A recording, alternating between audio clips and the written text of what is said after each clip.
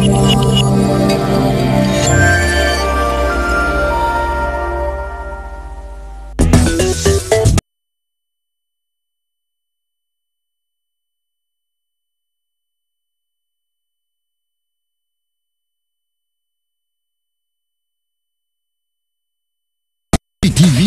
pour vos yeux, partout, à tout instant. Avec la DTV, vivez la magie de la télé.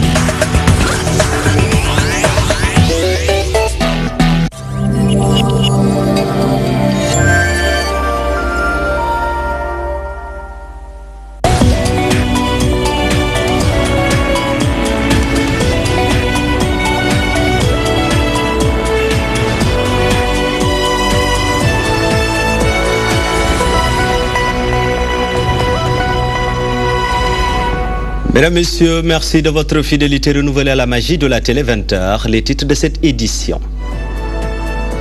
Renforcement du dispositif sécuritaire des candidats par le ministre de l'Intérieur. Des politiques applaudissent. Ils interpellent la classe politique et l'invitent à plus de retenue. La radio à l'honneur ce 13 février, un médium particulier comparé aux autres des hommes de médias plaide pour le renforcement du niveau des professionnels des médias, surtout ceux spécialisés en radio. Secteur de la santé, encore des remous. Le cadre unitaire des syndicats de la santé pour la justice sociale court derrière ces 5% du salaire de ses membres. Il déplore le manque de matériel au niveau des hôpitaux et interpelle les autorités étatiques. À suivre dans la seconde partie de cette édition, l'actualité de la campagne électorale avec Marguerite Rosalie. Bonsoir. Bonsoir à vous, Djibi Sardioni. Bonsoir à tous. Les titres. 11e jour de campagne, Issa Sall se prononce après les événements de Tambacounda. Il accuse Macky Sall et compte poursuivre sa campagne. Pendant ce temps, les autres candidats continuent leur caravane et meeting à l'intérieur du pays. Tels sont, mesdames, messieurs, les grands axes de cette édition. Le développement, c'est dans une poussière de 5 ans.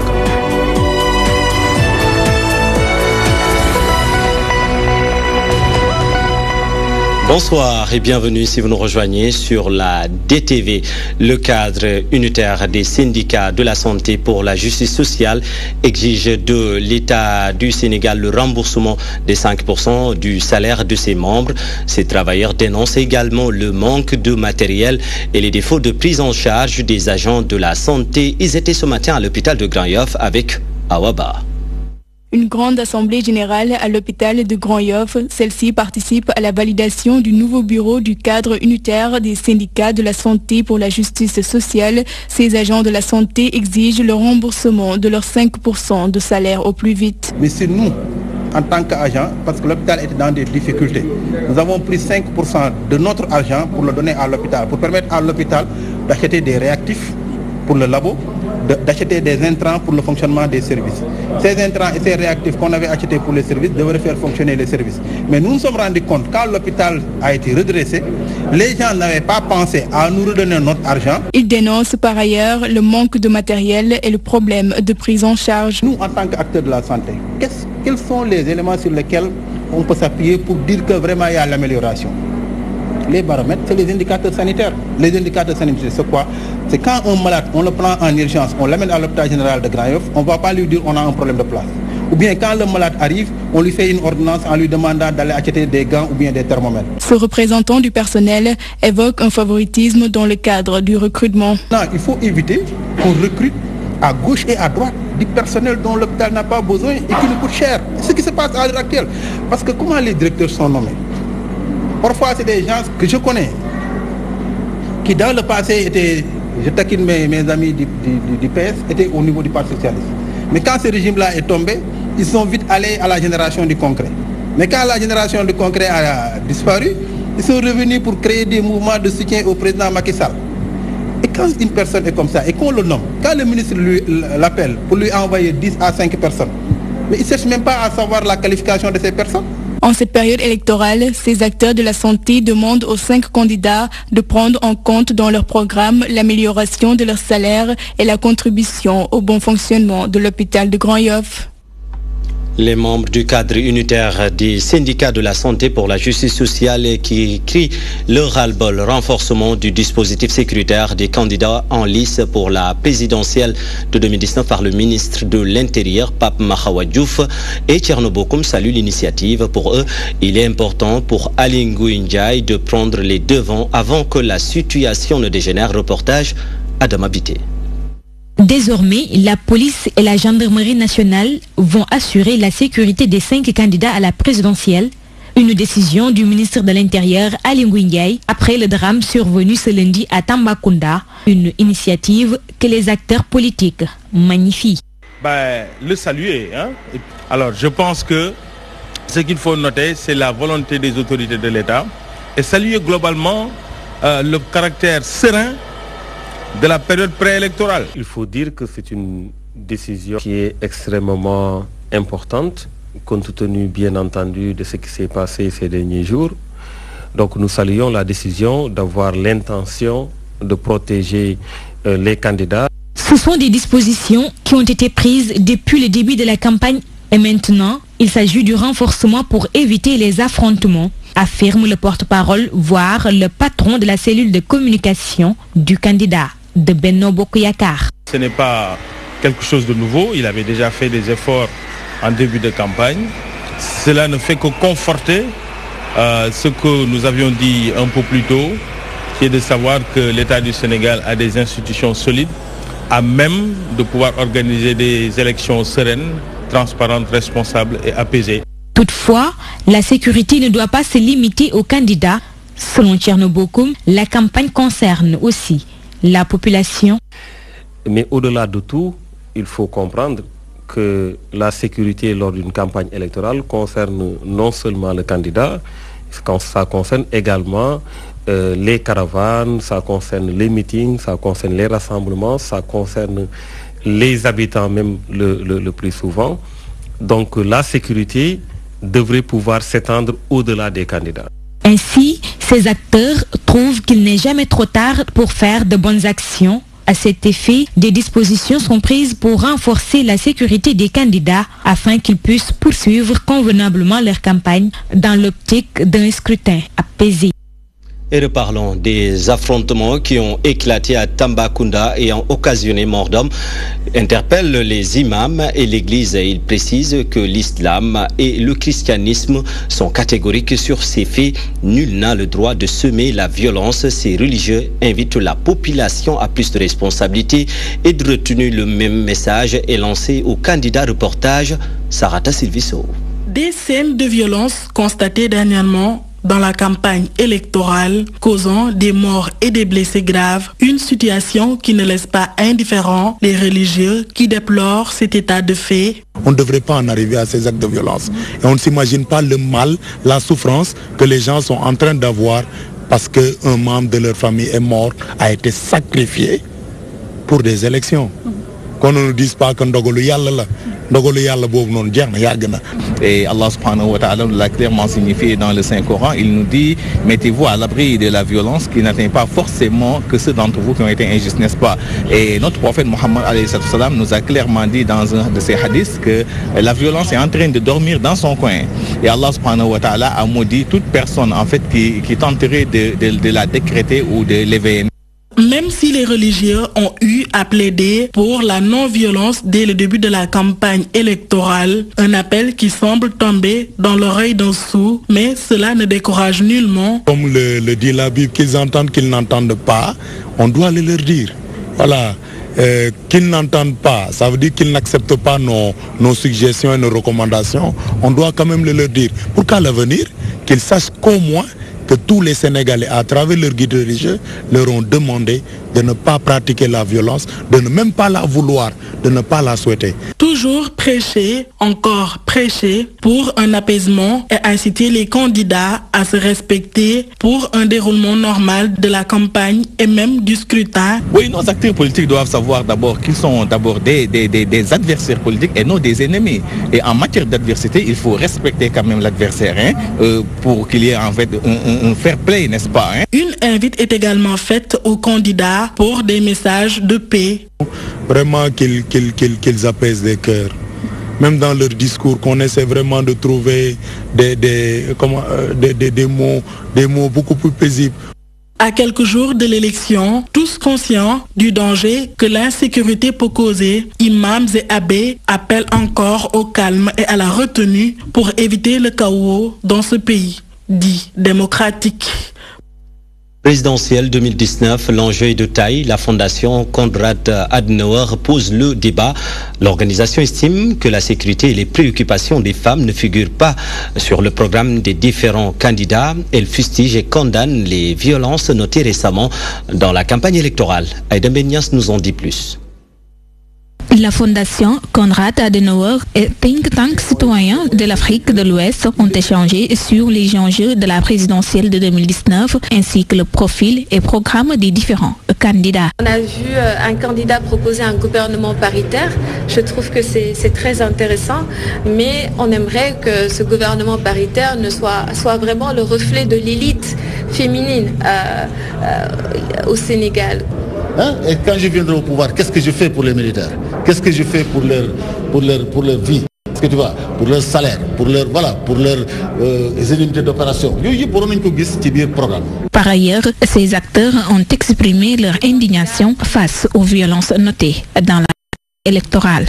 Le pacte qu'on a toujours fait, c'était de respecter les principes démocratiques dans ce pays, qu'on accepte aux autres le droit de choisir et donc vraiment lancer un appel à la paix. L'objectif, ce n'est pas de se battre, l'objectif c'est d'amener son candidat à délivrer son message. Si vous vous battez, il ne délivre pas son message, mais c'est une journée pour rien. Selon le représentant de la fondation Konrad, il est temps que les structures étatiques prennent les mesures nécessaires pour que le scrutin du 24 février se passe dans la transparence. Inquiétudes ou quelques développements pendant les élections législatives de 2017, c'est énormément important maintenant pour les élections présidentielles d'organiser les élections dans une manière professionnelle, correctement.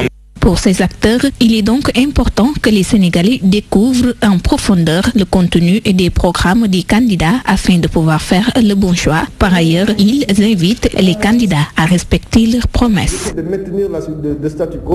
En phare, annoncé en titre la radio à l'honneur ce 13 février, un médium particulier comparé aux autres pour Alassane Samba Diop et Mbaye Sidi Mbaye. Les radios abattent un travail de titan auprès des communautés. Ces professionnels des médias plaident pour le renforcement des capacités des jeunes journalistes spécialisés surtout en radio. Les voici dans ce reportage signé Adjaran Ndiaye.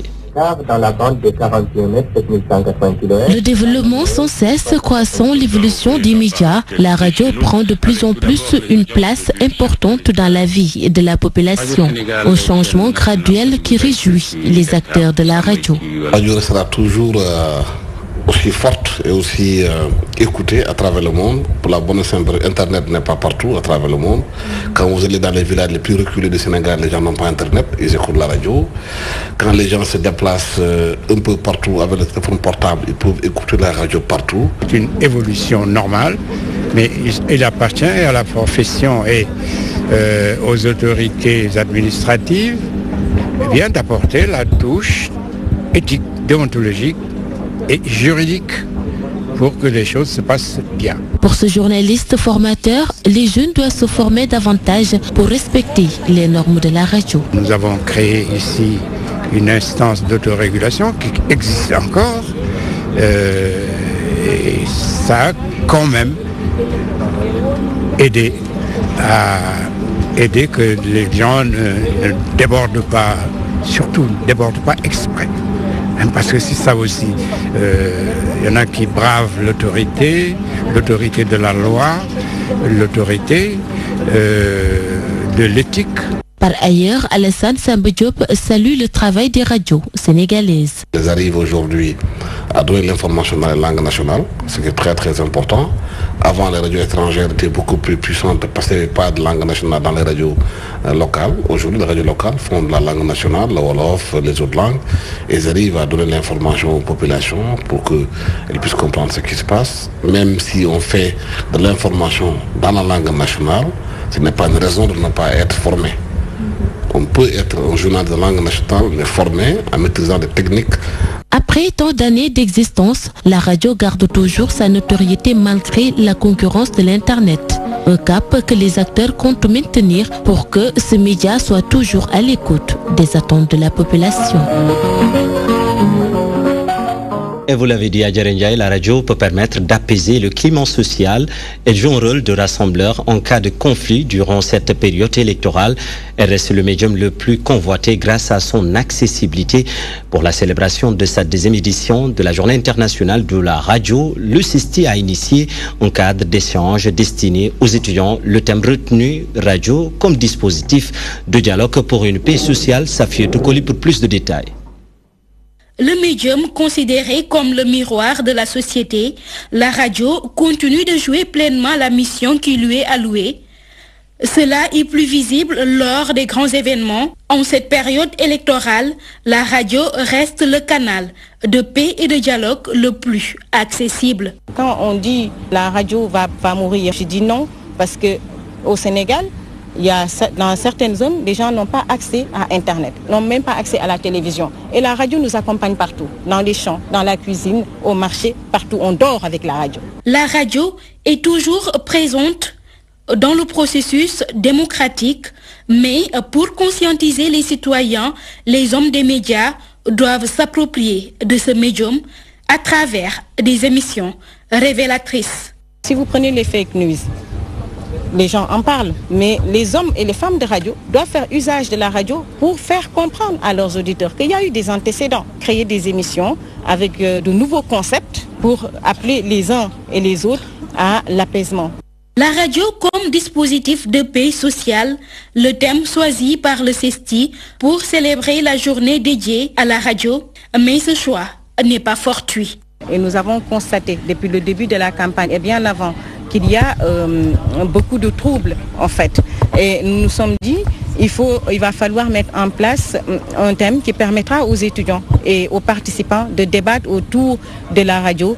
Cette étudiante en 3e année au CESTI a opté la radio, ceci pour plusieurs raisons.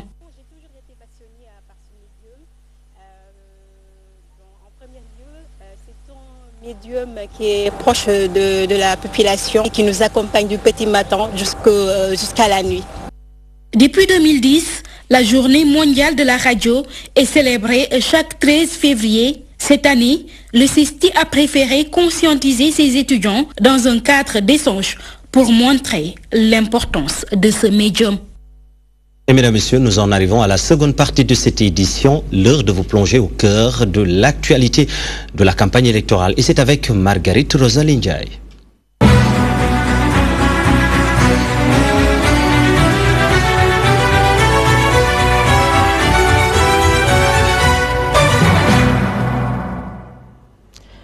Voilà, violence électorale à Tambacounda. Le candidat Issa Sall brise le silence.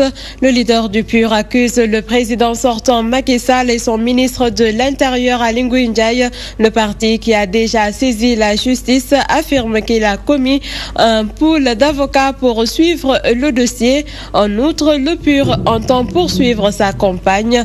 Notre reporter Abdoulaye Ndiaye a pris part à la conférence de presse du candidat Issa Sall. PUR est sorti de son mutisme. Professeur Issa Sall déclarait la lanterne de l'opinion nationale et internationale sur l'origine des faits. Nous pensions qu'ils étaient là pour nous protéger. Au Kenya, c'était tout le contraire. Ils ont barré le cortège pendant plus d'une heure. Ce que le commissaire vienne me voir pour me dire, écoutez, M. Sall, j'ai fait exprès de barrer votre cortège parce qu'il me faut connaître la composition de la délégation et éventuellement entendre certains éléments de votre garde rapprochée. Comme s'il voulait inciter les jeunes à s'approcher de nous, ce qui a été d'ailleurs le cas. Ils ont pris 23 éléments de ma garde rapprochée qu'ils ont amenés à Tamba pour audition. Face à ce qu'ils qualifient de la lourde responsabilité de l'État et du ministre de l'Intérieur, un pool d'avocats est déjà constitué. Ces conseils nous serviront de prendre en charge nos camarades qui sont actuellement en audition à Tambacounda et de voir la conduite à tenir relativement à l'irresponsabilité de l'État du Sénégal, à l'irresponsabilité du ministre de l'Intérieur, à l'irresponsabilité du commissaire de police de Tambacounda et à l'irresponsabilité de toutes les personnes qui ont participé à cette odieuse affaire. Ceux qui pensaient que le PUR allait mettre en stand-by sa campagne électorale peuvent déchanter. Nous n'avions jamais arrêté notre campagne parce qu'une campagne ne se fait pas avec un seul cortège. La campagne se fait de façon parallèle. Il me fallait donc rappeler sur Dakar et expliquer à l'opinion nationale et internationale ce qui s'est passé. Suite à ces incidents qui ont causé la mort de 2 personnes et 27 blessés à Tambacounda, le ministre de l'Intérieur a pris des mesures hardies. En lieu et place les milices. Ce sont désormais les forces de l'ordre qui assurent la sécurité des 5 candidats jusqu'à la fin de la campagne électorale. Par le professeur Issa Sall pour lancer un appel au calme. Il invite ses militants à savoir raison garder, à laisser la justice faire son travail. Le leader du PUR a par ailleurs présenté ses condoléances aux familles éplorées. Et puis donc signalons que le commissaire de Tambacounda, Yaya Tomba, a été démis de ses fonctions. Le leader de la coalition Sonko président s'est rendu à Oussouye, Bignona et Goudomp. Il a encore attaqué violemment le pouvoir en place. Ousmane Sonko promet de jeter à la poubelle le plan Sénégal émergent. Ousmane Sonko a également promis de redorer le blason des secteurs du tourisme, de l'artisanat et de la pêche dans le sud du pays. Abdoulaye Wanyanga. Coalition Sonko président poursuit sa campagne électorale dans le sud du pays. Après Ziguinchor, la ville d'Oussouye était à l'honneur. Le candidat Ousmane Sonko est d'emblée allé à la rencontre du roi Sibilou Mbaye Diédhiou, une manière pour lui de recevoir les conseils de l'autorité coutumière du Kassa. Ensuite, la caravane d'Ousmane Sonko a pris la direction des localités de Moulampe, d'Elenking et de Cap Skirring. Ici, le leader de la coalition Sonko président a mis l'accent sur la redynamisation du secteur touristique, de l'artisanat et celui de la pêche. Mais malheureusement, on n'y a pas mis ce qu'il fallait en termes d'investissement, d'organisation et d'infrastructure pour que Casamance puisse jouer ce rôle-là. La jeunesse de ce pays,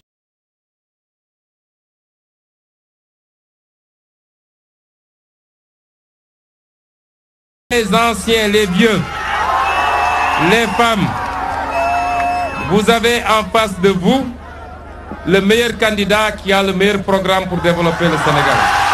La délégation d'Ousmane Sonko a également effectué un passage dans la région de Sédhiou, plus précisément à Goudomp. C'est d'ailleurs une foule immense qui l'a accueilli et le candidat de lister les nombreux maux dont souffre ce département. Il y a 61 abris provisoires à Goudomp pour la petite enfance. Il y a 118 abris améliorés et 152 abris provisoires pour l'école élémentaire à Goudomp. Goudomp n'a pas d'hôpital. Il n'y a pas d'hôpital à Goudomp. 23 infirmiers d'État pour tout le département de Goudomp. 19 sages-femmes pour Sunyumbakou Djigeni. Il n'y a que 19 sages-femmes pour tout le département de Goudomp. Et pour boucler en beauté, le leader de la coalition Sonko président a tenu un meeting à Bignona tard dans la soirée. Il a été bloqué au pont Émile Badian de Ziguinchor par les forces de l'ordre. Malgré l'heure tardive, les populations lui ont réservé un accueil chaleureux. C'est pourquoi, quand le colonel a dit que je ne viendrai pas à Bignona, je lui ai dit, colonel, même si c'est à 4 h du matin, aujourd'hui je serai à Bignona avec mes frères et mes sœurs. Si moi, Ousmane Sonko, je suis élu, son plan Sénégal endettement, je le mets à la poubelle parce que ce plan ne développera pas le Sénégal. La campagne électorale se poursuit. Les candidats sillonnent le territoire national. Ils cherchent à convaincre les Sénégalais en vue de la prochaine présidentielle. Et le candidat Ousmane Sonko continue sa tournée dans le sud du pays. mais force est de reconnaître qu'il ne cesse de drainer des foules partout où il passe. Et puis 17 blessés dont 3 grièvement. Bilan de l'accident survenu sur l'axe Bignona-Ziguinchor. Les victimes sont tous des militants du PASTEF. Elles étaient parties assister au meeting de leur candidat.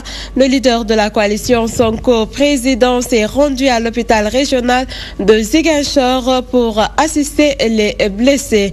Le leader de la coalition Madické 2019 était à Kaffrine, Koungheul, Koumpentoum, Mbirkilan et Bambi Tchale. Maître Madické Niang livre une batterie de promesses aux populations de ces localités.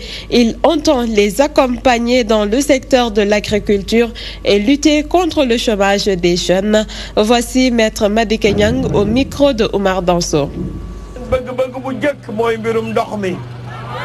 Je sais que le Saloum souffre de tous les maux. L'eau, l'électricité, les routes n'en parlons même pas. Elles sont impraticables et je vous promets de prendre en charge toutes ces difficultés à travers mon programme Djamu Akhewol, qui est un projet de société et pour appuyer également les communes qui ont un retard de développement. Je mettrai à leur disposition une somme importante, 5 millions de francs CFA, voire 1,5 milliard pour la construction d'infrastructures, des unités de transformation, créer des emplois pour ces jeunes dans les différentes localités. Je vous dis ici que nous avons un programme bien défini et nous allons, Inch'Allah, prendre en charge toutes les difficultés que rencontrent les populations, Inch'Allah, une fois élus au soir du 24 février 2019.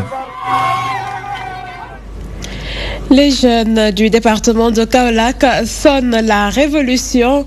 Ils ne veulent plus des promesses des politiques non tenues. La jeunesse kaolackoise interpelle le leader de la coalition Madické 2019 sur les maux dont souffre cette région. Oumar Danso. Les jeunes du département de Kaolack se disent en avoir marre des promesses non tenues des hommes politiques dans le département, surtout sur l'emploi. Ils ont interpellé le leader de la coalition Madické 2019 sur la question. Lancer un appel à ce que vraiment, ci Kaolack, dañoo sentir le chômage boo xamante ne def ñoo naqari ñu wut koo xamante ne dina ñu mën a indil solution ci loolu. liñ bëgg mooy ku jàppale jigéen ñi ndax ñi ngi dégg ay financement te kenn gënuñu caayee ñi ngi dégg ñuy olbatiku di jàppale jigéen ñi ba kenn ku ci nekk mën a taxaw place. Autre question sur lesquelles le maître Madické Niang est interpellé. L'éducation et la santé, véritable souci pour beaucoup de localités du département de Kaolack. Ñun gis nañ suñuy jigéen ak suñuy doom yoo xam ne dañuy feebar dem hôpital suñu demee hôpital lan leen fay wax waa pharmacie bi dafa naan leen pour gars yi de remboursé guñu ordonnance yi ñu fi yoroon. Ndofane am na ay lycée ak CM yoo xam ne ñu ngi naan résorbé nañ ay abri provisoire ba léegi ñu am na ñoo xam ne ci abri provisoire la ñuy jàngee. Pire encore am na ci CM yoo xam ne dañuy bàyyi ba élémentaire bi wàcc 13h ñoom ñu commencé seen cours yi à partir de 15h